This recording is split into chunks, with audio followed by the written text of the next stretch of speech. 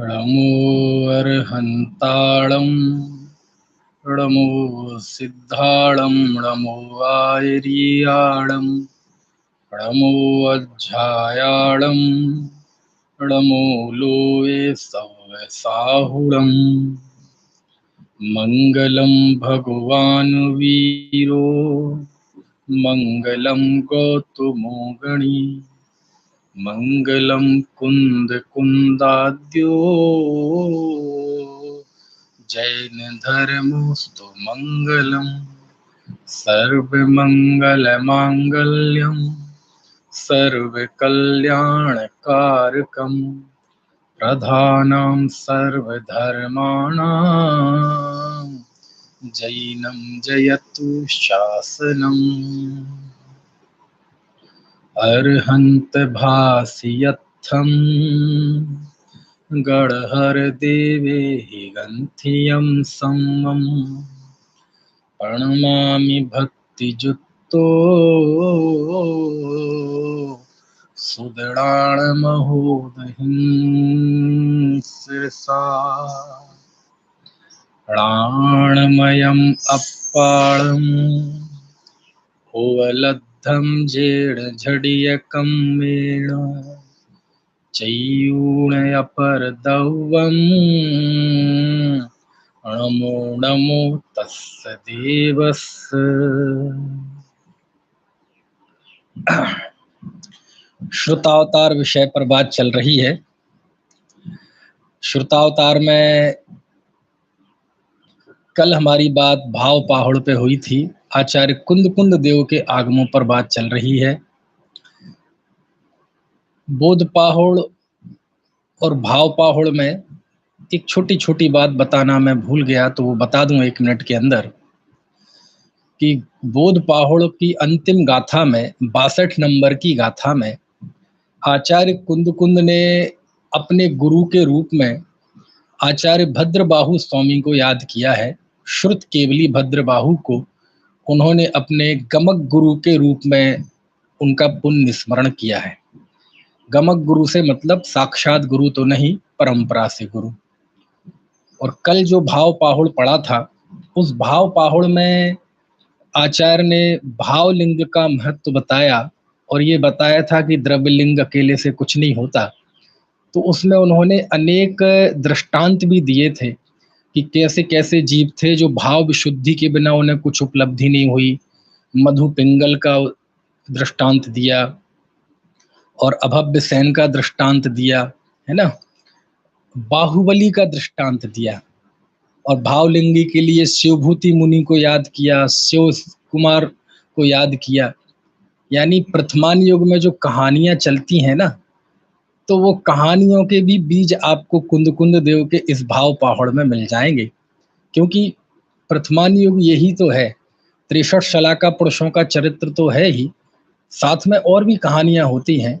तो जो सिद्धांत है, उस सिद्धांत के उदाहरण स्वरूप ही तो प्रथमान योग है, तो उसमें वो मिलते हैं। और उसमें एक विचारणीय बात यह है कि आचार्य ने बाहुबली जो 1 वर्ष तक खड़े रहे और उनको बेल लग गई, बामियां बना ली, है ना, जिसके प्रतीक रूप में भारतवर्ष में बाहुबली की जहाँ भी प्रतिमा मिलती है वह बेल चढ़ी हुई प्रतिमा मिलती है। तो हम तो भक्ति में भरे ही कहते हैं कि देखो बाहुबली को बेल चढ़ गई, बामी बना ली सांप ने, लेकिन वह 1 साल तक प्रतिमा योग धारण करे रहे। कुंद देव ने उनकी तारीफ नहीं की, बल्कि उनकी भर्त्सना की, आप देखेंगे। और उसमें लिखा कि देखो ये बाहुबली थे, भाव विशुद्धि के बिना इनको भी सिद्धि नहीं हुई। और मान कषाय वाला कहा कि ये जो मन में भाव रहा ना कि मैं भरत की जमीन पे खड़ा हूं, तो आचार्य कुंद ने इस बात को मान कषाय कहा और बोले कषाय थी, मान कषाय थी, तो भाव विशुद्धि नहीं हुई। और भाव विशुद्धि नहीं होने से उन्हें केवल ज्ञान की प्राप्ति नहीं हुई।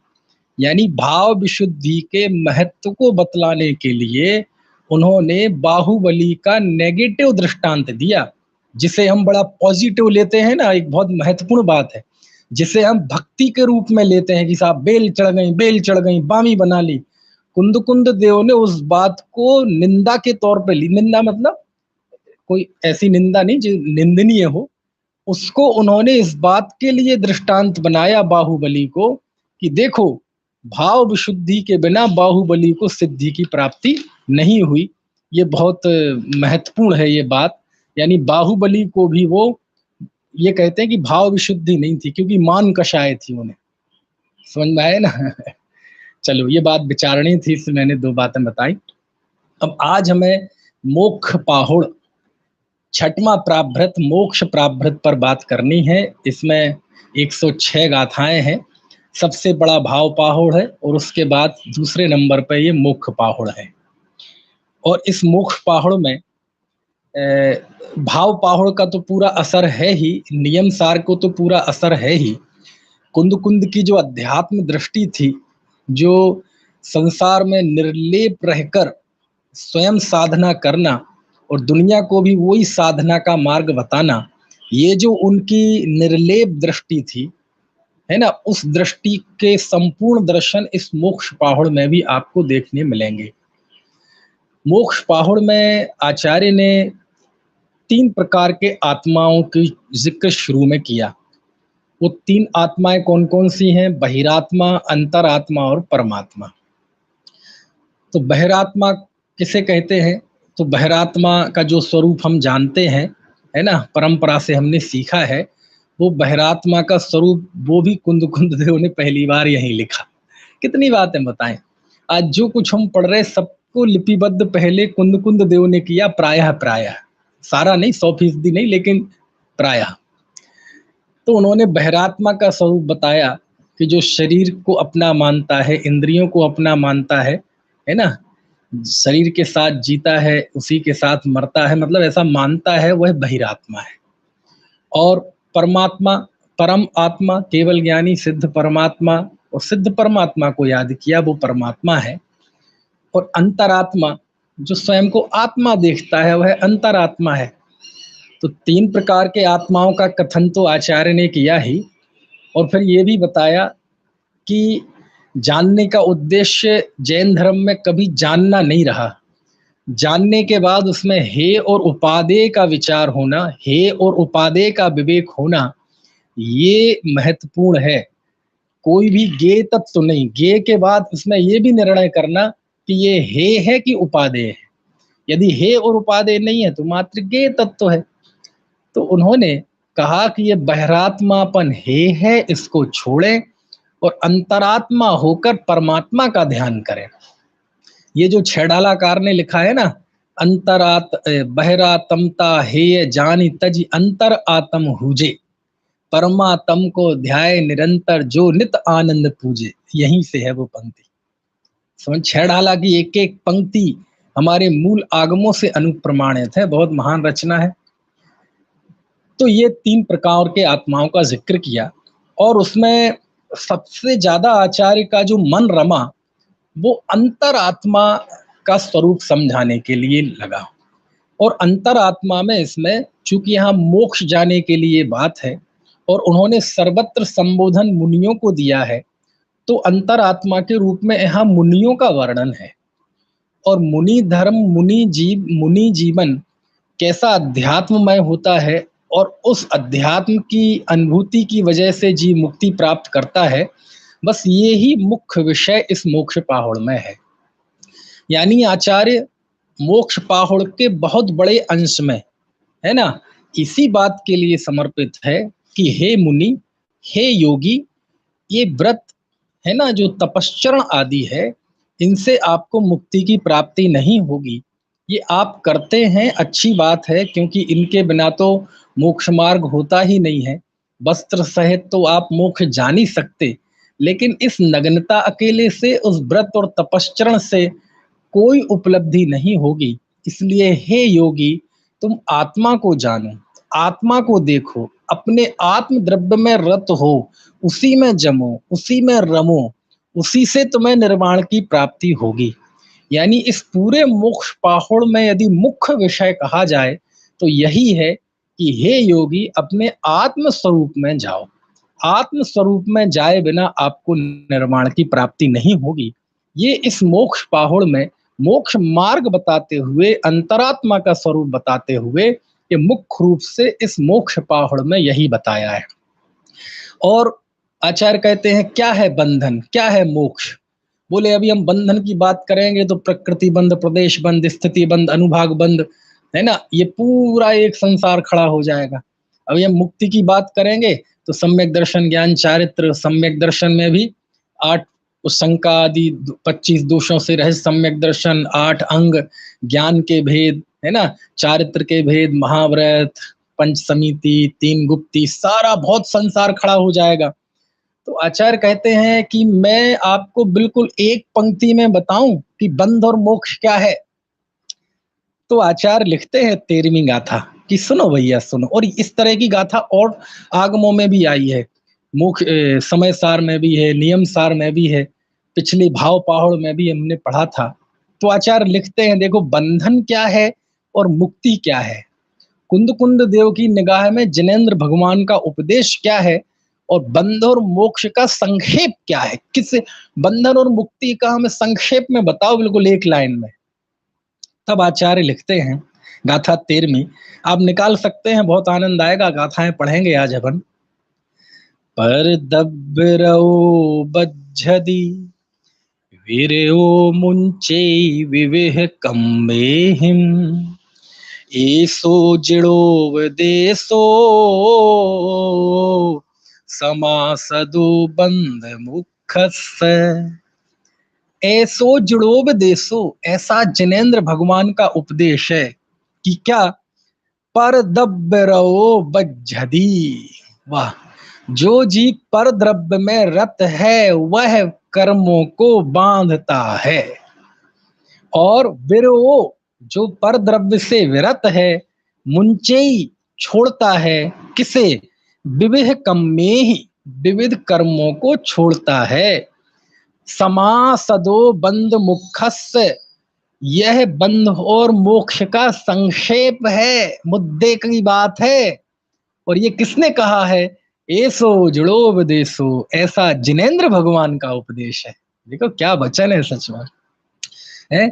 और आगे फिर सम्यक दर्शन में कहते हैं कि 100 द्रव्य में रत मुनि ही सम्यक दृष्टि है। और देखो गाथा 16 पढ़े, कितनी गजब गाथा, जिनागम का सार समझ लीजिए आप, जिन धर्म का सार समझ लीजिए। जैसे ऊपर बंध और मोक्ष इसका सार बताया ना संक्षेप में, ऐसे ही दुख और सुख का मूल क्या है, वही बात है, लेकिन देखो दूसरे शब्दों में। गाथा नंबर 16 देखें, आप ग्रंथ लेके बैठे, आनंद आएगा। पर दब्बा दो दुग्गई सद्दब्बा दो सुख गई होई ईयड़ाउण सदब्बे कुड़हरई विरई ईरम्मी। क्या कहते हैं, पर दब्बा दो दुग्गई, पर द्रव्य से दुख होता है, सद्दब्बादो सुख गई होई, है ना, मतलब पर द्रव्य से दुर्गति होती है और स्वद्रव्य से सुगति होती है।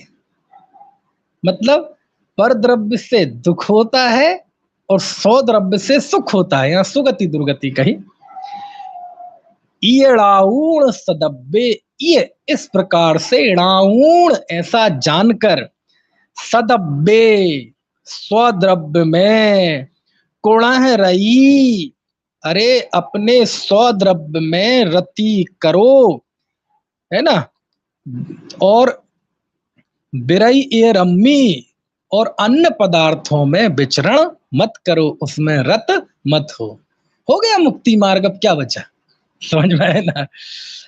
यही मतलब यही बात आचार्य ने कि शुद्धात्मा का ध्यान करने वाला ही मुक्ति प्राप्त करता है, इसके अलावा कोई मुक्ति प्राप्त नहीं करता। तुम कितना ही श्रम करते रहना, कितना ही पुरुषार्थ करते रहना, इसके बिना मुक्ति की प्राप्ति नहीं होती। यही बात उन्होंने अनेक अनेक गाथाओं में, अनेक अनेक गाथाओं में, अनेक अनेक शब्दों में, पूरे मोक्ष पहाड़ में यही बात कही है कि योगियों को अपने आत्मा के ध्यान का, आत्मा में रत होने का उन्होंने उपदेश दिया है।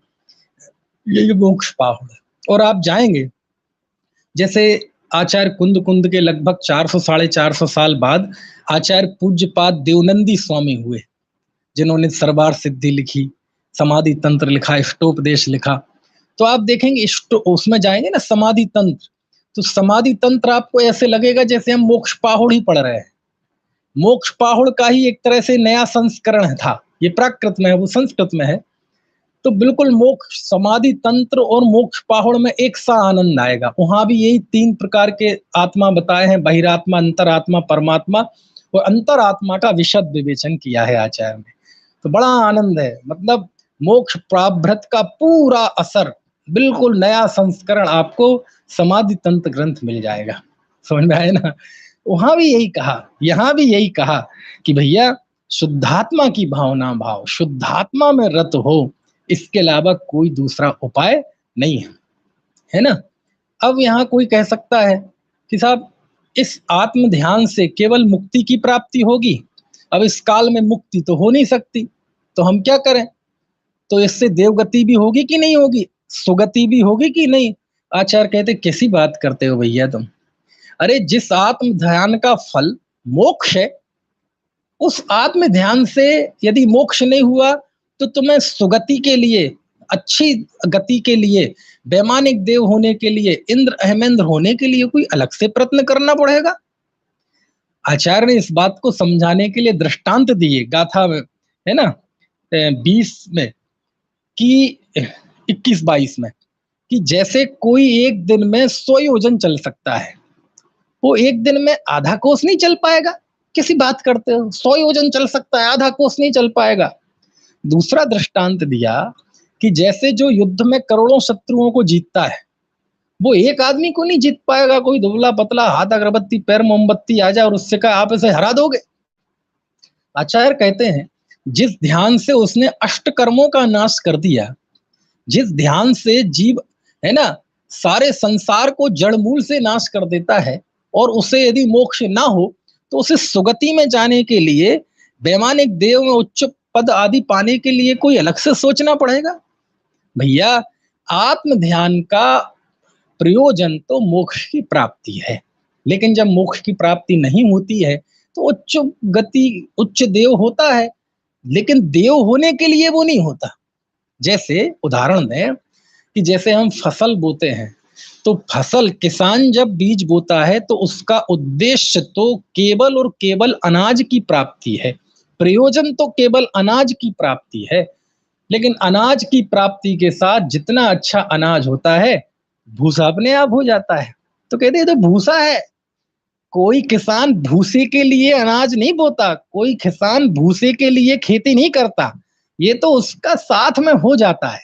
उसका प्रयोजन तो निर्माण, है ना, फसल की प्राप्ति है, अनाज की प्राप्ति है। ऐसे कहते हैं कि जो आत्म ध्यान से मोक्ष चला जा सकता है, वो ये नहीं कर पाएगा। कैसी बात करते हो? तो कहते हैं कि भैया तो क्या करें आचार्य, अब पंचम काल में तो मोक्ष होता नहीं, तो हम व्रतादि अंगीकार करके आत्म ध्यान करें कि नहीं करें? तो कहते हैं सुनो भैया, ये बात सत्य है कि इस काल में मुक्ति नहीं होती, लेकिन अव्रत दशा में पाप में रह के तुम नरक में जाओगे, इससे अच्छा व्रतादि का पालन करके, धर्म का पालन करके कम से कम सदगति प्राप्त करो। और उसके लिए आचार्य ने दृष्टांत दिया कि भैया धूप और छांव में जो फर्क है वो तो है ही, कि भाई धूप में, छाया में खड़े हो तो कम से कम धूप से तो बचे हो ना, भले ही अभी बढ़ नहीं रहे, लेकिन धूप और छाया में कुछ फर्क तो है ही ना। मोक्ष पाहुड़ में ये जो बात कही, हूँ बहु आचार्य पूज्यपाद ने इष्टोपदेश के 3 श्लोक में यही बात लिखी। समझ में आए ना, है ना? लेकिन आचार्य फिर भी उपदेश देते हैं कि तुम मन में इन विकल्पों को छोड़ो, सदगति, दुर्गति। अरे जो सम्यक दृष्टि तो परभाव की शंका उसे होती नहीं है, निर्भय होता है। इसलिए योगी तो मौन साधना करता है, वह तो आत्म ध्यान करता है। और आत्म ध्यान चाहने वाला योगी क्या करता है? वह लोक व्यवहार को छोड़कर मौन साधना करता है। वह बोलकर किसी के साथ जुड़ना पसंद नहीं करता। और इसी प्रसंग में आचार्य ने एक बहुत मार्मिक गाथा लिखी, गाथा 31, बहुत प्रसिद्ध गाथा है ये। जो सुतो व्यवहारो सो जोई जग गए अपड़ों कज्ज, जग गए सक्कज्जम्मी। जो जगदि व्यवहारो सो सुतो अपड़ों कज्जे। गाथा समझ में आई? दो चीजें हैं, एक व्यवहार और एक निश्चय। निश्चय नहीं है ना, या निश्चय नहीं कहा, या कहा अपना कार्य। अपना कार्य मतलब आत्म ध्यान, जो व्यक्तिगत कार्य है और एकमात्र अपना कार्य है।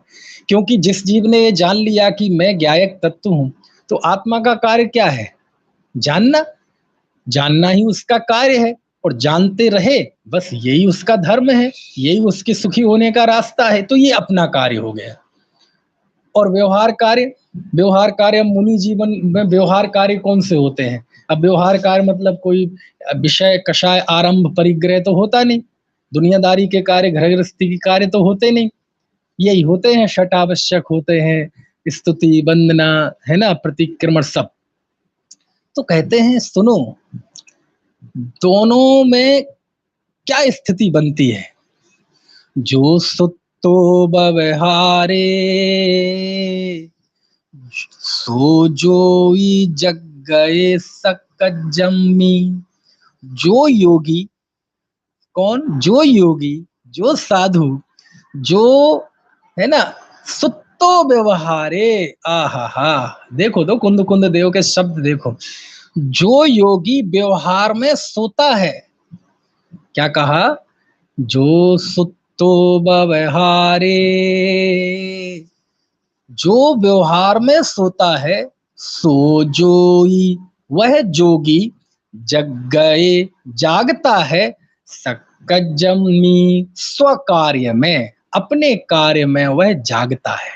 समझ में आया ना? और इससे उल्टा, जो जगदि व्यवहारे,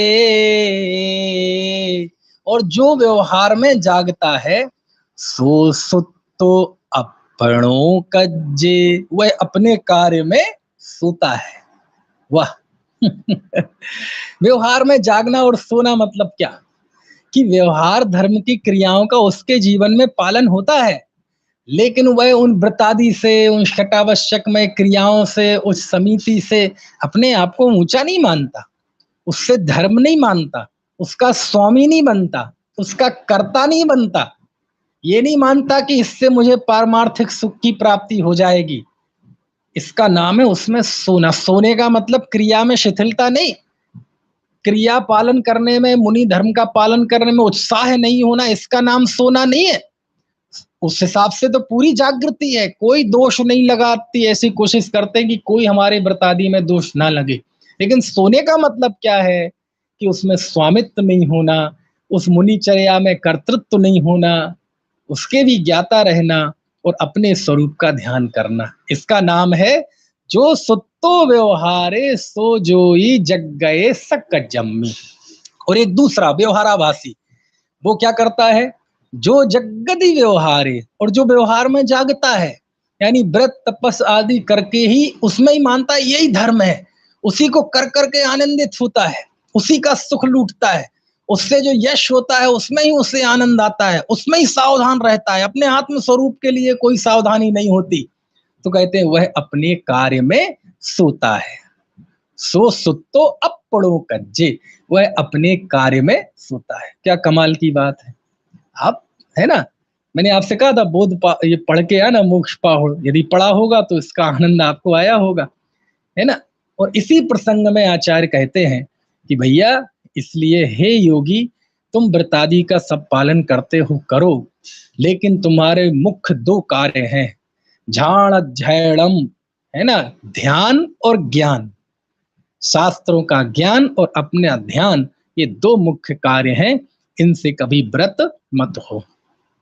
और मोक्ष मार्ग में आचार्य ने फिर सम्यक दर्शन ज्ञान चारित्र का स्वरूप बताया, और चारित्र का स्वरूप बताते हुए सब सर्वत्र आचार्य ने चारित्र को पुण्य पाप से रहित कहा। पुण्य पाप के परिहार को चारित्र कहा, गाथा नंबर 37 में, 42 में, यानी चारित्र को हमेशा उन्होंने पुण्य पाप दोनों से भिन्न किया, है ना। मोह और क्षोभ भाव से, पुण्य पाप के परिहार से उन्होंने चारित्र कहा। समझ में आया। और आचार्य ने जब भी रत्नत्रय का वर्णन किया, वह केवल आत्म ध्यान की प्रेरणा आचार्य देते हैं। और वो तो मैंने बताया ही कि पूरे मोक्ष पाहुड़ में घेर फिर के आचार्य वो ही उपदेश देते हैं। समझ में आया। और इसी प्रसंग में आचार्य लिखते हैं 53वीं गाथा में, जो छेड़ाला में है ना, कोटि जन्म तप तपें ज्ञान बिन कर्म झरेजें, ज्ञानी के छिन माही त्रिगुप्ति ते सहज टरेजें, मुनि व्रत धार अनंत बार ग्रेबक उपजायो, पे निज आत्म ज्ञान बिना सुख लेस न पाए। तो यहाँ आचार्य लिखते हैं कि करोड़ों जन्म तक तप करने पर भी जितने कर्मों की निर्जरा नहीं होती, ज्ञानी त्रिगुप्ति के द्वारा क्षण मात्र में उन कर्मों को निर्जरित कर देता है। तो क्या करें फिर, हम क्रियाएं छोड़ दें, केवल ज्ञान ही ज्ञान करेंगे? कहते नहीं, स्वच्छंदता ग्रहण मत करना, किसी भी तरह का कोई एकांत खड़ा ना हो जाए।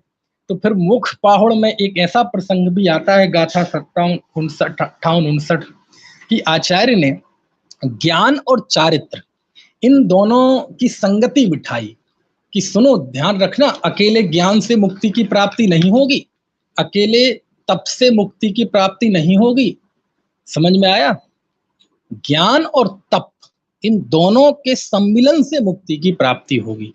और उस प्रसंग में आचार्य ये कहते हैं कि जब मैं आत्म ध्यान की बात करता हूं और कोई स्वच्छंद होने लगे तो सावधान हो जाना। तप के बिना आज तक किसी को मुक्ति की प्राप्ति नहीं हुई, तो सब तप ही करें, ज्ञान की क्या जरूरत है? नहीं, ज्ञान के बिना भी मुक्ति की प्राप्ति नहीं हुई, तो ये दो मार्ग हो गए, एक ज्ञान मार्ग और एक तप मार्ग। कहते नहीं, मार्ग एक ही है। तो उन दोनों का आचार्य ने कैसे लिखा, देखो, ये गाथा 59 है ना।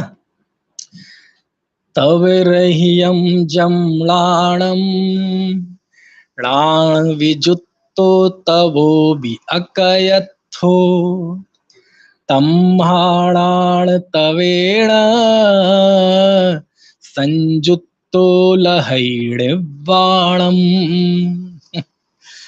तव रहियम जमलाणम, जो ज्ञान तप से रहित है, तव रहियम तप से रहित, जमलाणम जो ज्ञान है एक, तप से रहित ज्ञान एक, दूसरा णाण विजुत्तो तबो भी, और जो ज्ञान से रहित तप है, णाण विजुत्तो तबो तप है, भी अकयत्थो,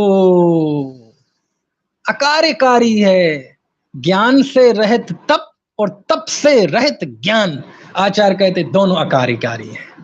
हमारे यहाँ ना एकांत ज्ञान का पक्ष है और ना एकांत तपश्चरण कर्म का पक्ष है। हमारे यहाँ ज्ञान और कर्म दोनों मिलकर मुक्ति का मार्ग है। ये कुंद कुंद देव कह रहे हैं। तम्हा, इसीलिए णाण तवेण संयुक्तो, जो ज्ञान और तप से संयुक्त होता है, लहई प्राप्त करता है निब्बाणम, निर्माण की। यानी जो ज्ञान और तप से संयुक्त होता है वही निर्माण की प्राप्ति करता है। तो तप तो तुम कर रहे हो, तो क्या करें? आत्मा का ध्यान करो। और तप नहीं कर रहे हो, तप तो भी बहुत दूर है दिल्ली। आचार्य इस प्रसंग में कहते हैं 60वीं गाथा में कि भैया, 4 ज्ञान के धारी जो तीर्थंकर थे मुनि, उन्हें भी मोक्ष जाने के लिए तप करना पड़ा। जब तीर्थंकर जैसों को नग्न होना पड़ा, रवि सिद्धि बत्त धरो, तीर्थंकर भी जब तप करते हैं तब उन्हें निर्माण की प्राप्ति होती है। तो हम आप कौन से खेत की घास है, मूली क्यों कहें कौन से खेत की, है ना, चारा है, कौन से खेत की, है ना, पौधे हैं। कहते तप करना पड़ता है। समझ में आया। और उस तप के लिए कहा कि भैया, ज्ञान तप इन सब के लिए जीव को परिचय सहना पड़ता है, दुख सहना पड़ता है। और इस प्रसंग में एक बढ़िया बात कही कि जो ज्ञान सुख से प्राप्त होता है ना, बहुत बहुत गजब बात कही, एक तरह की सूक्ति भी है ये गाथा 62 में, कि जो ज्ञान सुख से प्राप्त होता है ना, दुख के समय वो ज्ञान छोड़ के चला जाता है। इससे आचार्य ने सुविधा, जो सुविधा भोगी होते हैं ना, सब कुछ आसानी से मिल गया और भोग भी चल रहे हैं और सुविधाएं भी चल रही हैं, असंयम भी चल रहा है और ज्ञान प्राप्त भी कर रहे हैं। तो कहते सुख से जो ज्ञान प्राप्त किया जाता है ना, वो दुख आने पे वो ज्ञान काम में नहीं आता। बहुत महान बात कही कुंद कुंद देव ने 62वीं गाथा में। अब मुझे पूरा मोक्ष प्राप्त समझाना है, नहीं तो बहुत व्याख्या करता है इसकी, लेकिन आप समझना इशारों इशारों में। सुख से प्राप्त किया गया ज्ञान सुखी नहीं करता, बल्कि दुख के समय में वो छोड़ के चला जाता है। इसलिए सुविधा भोगी मत हो, सुख के अभिलाषी मत हो, कैसे भी करके ज्ञान प्राप्त करो, तप करो, ये आचार्य का उपदेश है। और जो परमाणु मात्र के प्रति राग रखता है वह जो मूढ़ है, अज्ञानी है।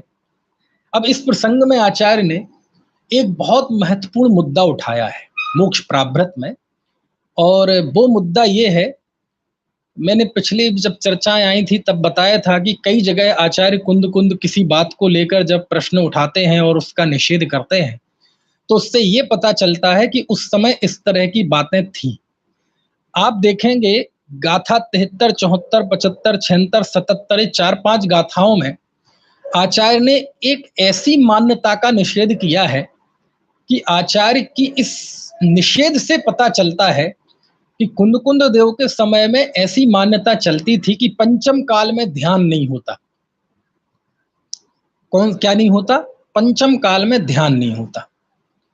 तो कुंद कुंद देव के सामने ये बात थी, तो आचार्य ने इन गाथाओं में इतना सख्ती से इस बात का निषेध किया है कि नहीं, पंचम काल में ध्यान होता है भैया, पंचम काल में धर्म ध्यान होता है, आत्म ध्यान होता है।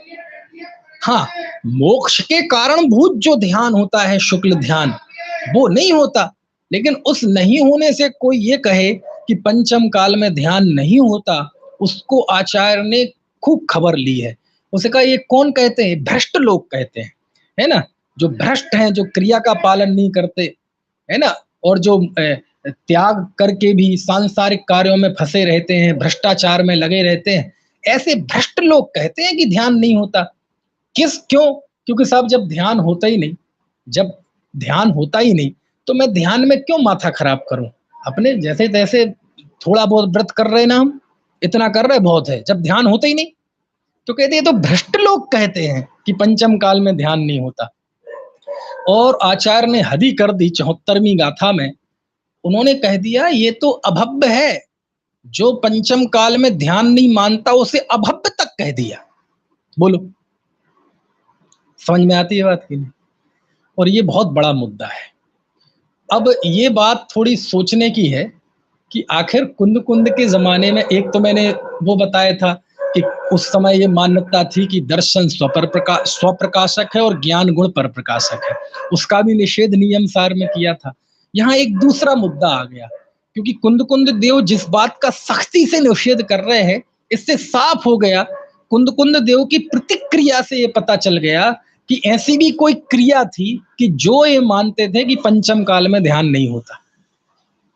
और पता है आज भी ये बात, आज भी इस तरह की मान्यताएं आज भी हवाओं में घुली हुई है, जो ये मानते हैं पंचम काल में कुछ नहीं होता, ये ध्यान यान धर्म ध्यान, अपने पुण्य करे जाओ, क्रियाएं करे जाओ, दान पूजा करे जाओ, बस यही है सब धर्म, व्यवहार धर्म ही है, निश्चय धर्म तो होता ही नहीं।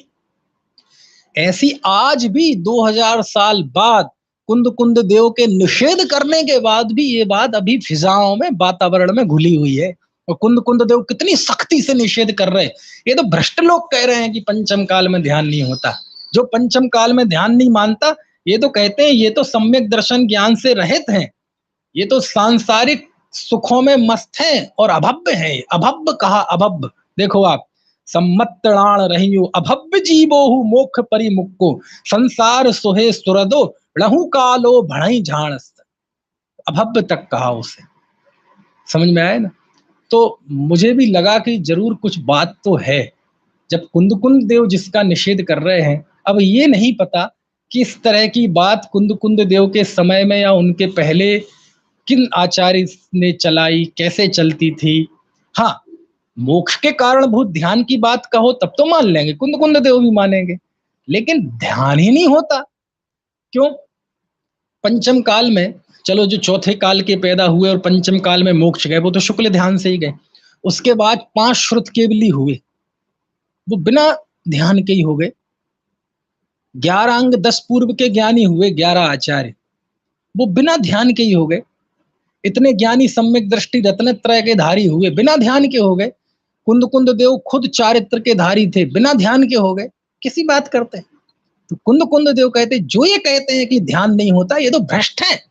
इन्हें ध्यान करना नहीं है, धर्म के नाम पे केवल पाखंड करना है। इसलिए भोले भाले जीवों को फंसाए रखना है और अपने भ्रष्टाचार को जस्टिफाई करना है, इसलिए कह रहे हैं कि ध्यान नहीं होता। कुंद कुंद देव ऐसा लिख रहे है ना। आप देखेंगे तत्वार सूत्र का जो 9वां अध्याय है उसका 27वां सूत्र है, उत्तम सन्हन्यस्यैक एकाग्र चिंता निरोधो ध्यान मांतार मुहूर्तात्। ये सूत्र है जिसमें आचार्य उनके ही शिष्य, मतलब उमा स्वामी आचार्य तो उनके ही शिष्य थे ना, कुंद कुंद देव के शिष्य, उन्होंने लिखा कि उत्तम संहननस्य एकाग्र चिंता निरोधो ध्यानम अंतर मुहूर्तार्थ। मैंने संधि कर दी उच्चारण के लिए, सूत्र में ऐसा नहीं बोला जाता कि ध्यान किसे कहते हैं, जो उत्तम संघनन वाले के, जो एक अंतर मुहूर्त तक एक में अग्र होकर जो होता है उसे ध्यान कहते हैं। तो उमा स्वामी स्वयं ने ध्यान के लिए उत्तम 3 संघननों की शर्त लगाई, और वह उत्तम 3 संघनन पंचम काल में नहीं होते। समझ में आया ना?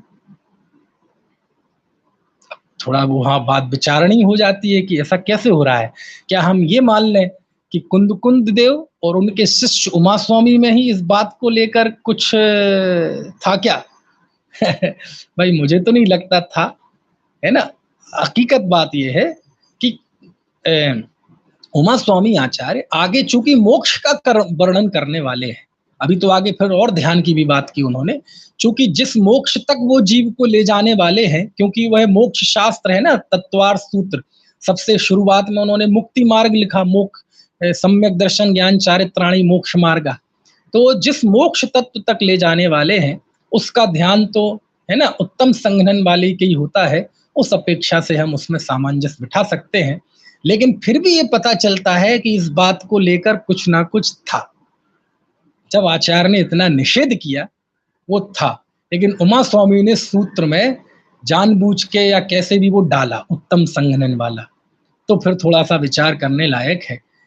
क्योंकि शुक्ल ध्यान तो इस युग में होता नहीं। अब बचा धर्म ध्यान, तो धर्म ध्यान तो आचार्य सर्वार सिद्धि में है ना, चौथे 5वें 6वें 7वें 4 गुण स्थानों में धर्म ध्यान कहा। अकलंक देव ने राजवार्तिक में भी चौथे 5वें 6वें 7वें इन 4 गुण स्थानों में धर्म ध्यान कहा। धवलाकार ने, वीरसेन स्वामी ने, है ना, चौथे 5वें 6वें 7वें 8वें 9वें 10वें गुण स्थान तक धर्म ध्यान कहा। शुक्ल ध्यान उन्होंने ऊपर ही माना वीतराग दशा में। तो इससे ये तो साफ है कि धर्म ध्यान इस पंचम काल में होता है। अरे चौथे गुण स्थान वाले के भी होता है, पंचम के भी होता है ना। अप्रमत्त गुण स्थान तक कहा, और श्रेणी चढ़ने पे हो कि पहले तक, है ना। तो ये बात हो गई, लेकिन इसमें कुछ ना कुछ था, इससे बात पता चलती है, जिस पे मैंने आपको ध्यान आकर्षित किया। अब आचार्य ने मुनियों को तो संबोधित बहुत कर दिया, लेकिन फिर उन्होंने श्रावक धर्म की बात की। और श्रावक धर्म में किसकी बात की होगी बताओ जरा? व्रतों की, महाव्रतों की, मतलब अणु व्रतों की, गुण व्रतों की, शिक्षा व्रतों की ना। आचार्य ने श्रावक धर्म के नाम पर यदि किसी के गीत गाए तो उन्होंने सम्यक दर्शन के गीत गाए। समझ में आए ना? और सम्यक दर्शन के गीत गाए, और उन्होंने लिखा गाथा 88 में, किम बहुणा भड़ियेड़म जे सिद्धाड़र बड़ा गए काले सिज्जे ही जे भी बढ़िया तम जाना है सम्मम माहपम। कि अधिक क्या कहें भैया, भूतकाल में जितने भी सिद्ध हुए हैं और भविष्य काल में जितने भी सिद्ध होंगे वह सब सम्यक्त का महात्म जानो। बात समझ में आ रही? कितनी बड़ी बात आचार्य ने कह दी। क्यों कहते भैया, सम्यक्त से रहित नग्न हो जाओ, त्याग हो जाओ, परिग्रह छोड़ दो, सब छोड़ दो, तब भी कुछ सिद्धि होने वाली नहीं है। इसलिए आत्मा से विमुख जितनी क्रियाएं हैं वो सब जीव को गर्त में ले जाने वाली है, ऐसा कुंद कुंद देव लिखते हैं। और गाथा 100 में तो एक बहुत अच्छे शब्द का इस्तेमाल किया कि आप बताओ मिथ्यात्व सहित जो व्रत होता है उसे क्या कहते हैं। आप लोग जवाब दो, जो लोग सुन रहे हैं वो जवाब दें, जरा कोशिश करें। अज्ञान मिथ्यात्व सहित जो व्रत होता है उसे क्या कहते हैं? अज्ञान मिथ्यात्व सहित जो तप होता है उसे क्या कहते हैं? तो आचार्य ने स्वयं जवाब दिया, परमठम मिदु अठिदो जम कुड़दी तबम बदम च धारे जी तम सब्बम बाल बदम बाल तबम बेनती सब बन्नु। समय सार में है ये गाथा कि जो जीव परमार्थ से बाहर हैं वह जीव, यदि जवाब आ गया है एक अंशुल जैन भाई का, कि जो अज्ञान पूर्वक व्रत होता है उसे कहते हैं बाल व्रत, और जो अज्ञान पूर्वक तप होता है उसे कहते हैं बाल तप, और अज्ञान पूर्वक जो शास्त्र का ज्ञान होता है उसे क्या कहते हैं? उसके लिए आचार्य ने यहाँ 100वीं गाथा में नाम दिया है बाल सुध। बाल सुध मतलब बाल श्रुत तो कहते बाल श्रुत है ना। और अज्ञान पूर्वक चारित्र को नाम दिया है बाल चारित्र, 100वीं गाथा में मोक्ष पाहुड़ की, बाल श्रुत और बाल चारित्र। समझ में आया? चलिए अब हम आते हैं, 2 गाथाएं पढ़ेंगे हम, गाथा 104 और गाथा 105। ये गाथाएं क्या कहें, कहाँ पत्थरों पे लिखी जाएं, कहाँ स्वर्ण अक्षरों से लिखी जाएं सच में, और स्वर्ण अक्षरों से लिखी जाएं, पत्थर पे लिखी जाएं, चाहे ना लिखी जाएं, लेकिन ये दिल में बैठाने लायक गाथाएं, क्योंकि ये मोक्ष पाहुड़ है। और मैंने बताया ना, मोक्ष पाहुड़ का जो मूल स्वर है वो ये है कि हे आत्मार्थियों, हे साधको, अपने आत्मा का ध्यान करो। तो कहते हैं कि साहब आपने ये भी पंच परमेष्टि का ध्यान करो, ये भी तो आप कहते हैं, तो हम आप बता दो पंच परमेष्टि का ध्यान करें कि आत्मा का ध्यान करें। तो इस बात को आचार्य ने, यानी इन 2 गाथाओं में हम पूरा मोक्ष पाहुड़ देख सकते हैं। गाथा 104 और गाथा 105 अद्भुत गाथाएं हैं, पढ़ना। ये मोक्ष पाहुड़ के नाम पे आप सब भूल जाना, ये 2 गाथाएं याद रखना। गाथा याद ना रख सके, इनका भाव याद रखना। कुंद कुंद देव की क्या देन है इस पंचम काल को, क्या अद्भुत है उनका दर्शन, क्या अद्भुत है उनका चिंतन, गजब है। देखो आचार्य लिखते हैं, रविये ही बीण विजयी झाण जय झाइये अणवरयम थुब्बंते ही थुविजयी देहथ किंपि जम्मुड़ह। समझ में तो नहीं आया? आहा, जिन्होंने ग्रंथ खोल के रखा होगा उनने तो देख भी लिया होगा, आनंद आ जाएगा। आचार्य कहते सुनो, रब ये ही वीण विजयी, जिनकी दुनिया वंदना करती है। आप बताओ, इंद्र वगैरह होते हैं, इंद्र का कितना बहुमान है, सारे देव लोग उसके सामने झुकते हैं, उसकी अधीनता स्वीकार करते हैं, करते कि नहीं? तो कहते हैं जो दुनिया के द्वारा जिसका नमन होता है, जिसके सामने झुकते हैं, वह किसके सामने झुकता है? रविये ही वीण विजयी, नमन करने वाला जिसको नमन करता है। वाह। झाण जय झाण ये ही अणवरयम, और सारी दुनिया जिनका ध्यान करती है, किनका ध्यान? पंच परमेष्टि का ध्यान। पंच परमेष्टि में भी उत्कृष्ट कौन है? सिद्ध भगवान, क्योंकि सिद्ध स्वरूप अपने आत्मा का ध्यान करते हैं ना सिद्ध के जरिए। तो कहते सारे साधक जिनका ध्यान करते हैं वो जिनका ध्यान करते हैं। रविये ही बीण विजयी झाण जय झाण ये ही अणवरयम। अणवरयम मतलब अनवरत। थुब्बंते ही थुविजयी, आहा, और हम किनकी स्तुति करते हैं? 24 तीर्थंकरों की स्तुति करते हैं। हम जिनकी स्तुति करते हैं वो जिनकी स्तुति करते हैं। कौन है वो? कहते हैं वो देह में स्थित आत्मा है। देह में स्थित आत्मा है ना, यानी देह में स्थित छोड़ दो तो केवल आत्मा।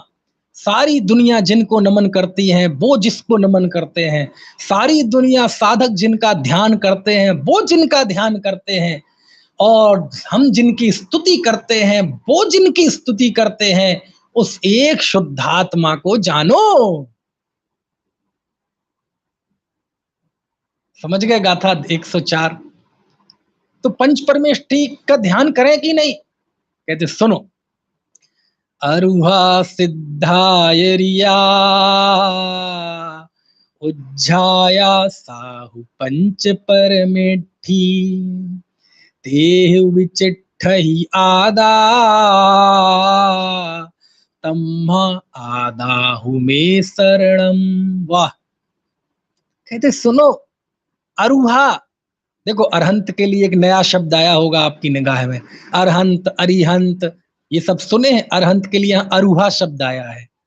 अरुहा सिद्धा मतलब सिद्ध, आयरिया आचार्य, उज्जाया उपाध्याय, साहु साधु, पंच परमेठी। लमुकार मंत्र आ गया इसमें, पंच परमेष्ठियों के स्मरण कर लिया मतलब लमुकार मंत्र आ गया। है ना? लेकिन कहते सुनो मैं क्या कहना चाहता हूं। अरुहा सिद्धायरिया उज्जाया साहु पंच परमेठी। अरहंत, सिद्ध, आचार, उपाध्याय, साधु, ये 5 परमेष्ठी हैं। ते विहु चिट्ठहि आदा। अरे भैया, ये 5 परमेष्ठी भी उस आत्मा की चेष्टाएं हैं, मतलब उस आत्मा की ही अवस्थाएं हैं, उस एक आत्मा की अवस्थाएं हैं। जिनको हम नमन करते हैं वो जिसको नमन करते हैं, हम जिनका ध्यान करते हैं वो जिसका ध्यान करते हैं, और हम जिसकी स्तुति करते हैं वो जिसकी स्तुति करते हैं, उस एक आत्मा की ही ये 5 अवस्थाएं हैं, अरहंत, सिद्ध, आचार, उपाध्याय, साधु। तो आचार्य इससे निष्कर्ष क्या निकला? तम्हा आदाहु में शरणम। इससे ये निष्कर्ष निकला कि मेरे लिए तो आत्मा ही शरण है। समझ में आया? कुंद कुंद शतक में डॉक्टर साहब ने इसी को मंगलाचरण में लिया है। पहले तो प्रवचन सार का मंगलाचरण लिया, अरहंत क्या है, सुर असुर इंद्र नरेंद्र बंदित कर्म मल निर्मल करण वृक्ष तीर्थ के करतार श्री वर्धमान जिन शत शत नमन। उसी सूची में उन्होंने इस गाथा को, अरहंत सिद्धाचार्य पाठक साधु हैं परमेष्ठिपण, सब आत्मा की अवस्थाएं आत्मा ही है शरण। लिया है, कितना बढ़िया है मंगलाचरण। अरे ये परम मंगल है। नमोकार मंत्र से भी, है ना, बड़ा कहने में किसी को बुरा लग सकता है, लेकिन नमोकार मंत्र से भी बड़ा मंत्र है ये। नमोकार मंत्र में तो केवल पंच परमेष्ठी का स्मरण किया गया, इसमें तो पंच परमेष्ठी का स्मरण बताने के बाद ये कहा गया परमार्थिक शरण भी बताई गई। इसलिए ना हम नमोकार मंत्र भूलें और ना ये परमार्थ भूलें। अरुहा सिद्धायरिया उज्जाया साहु पंच परमेठी ते विहु चिट्ठहि आदा तम्मा आदाहु में शरणम।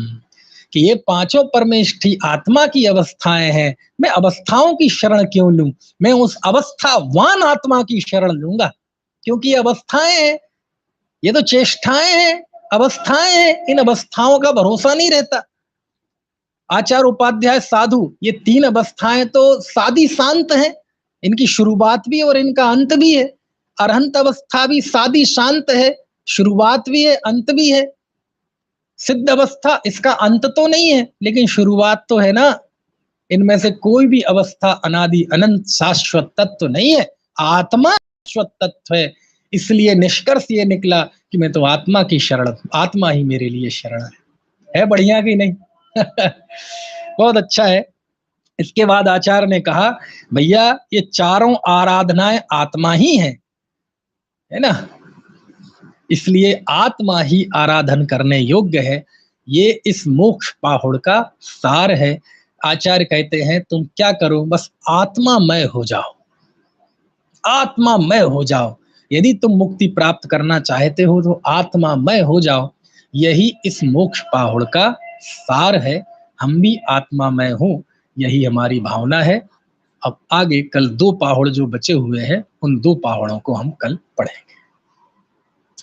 सहजानंदी शोध स्वरूपी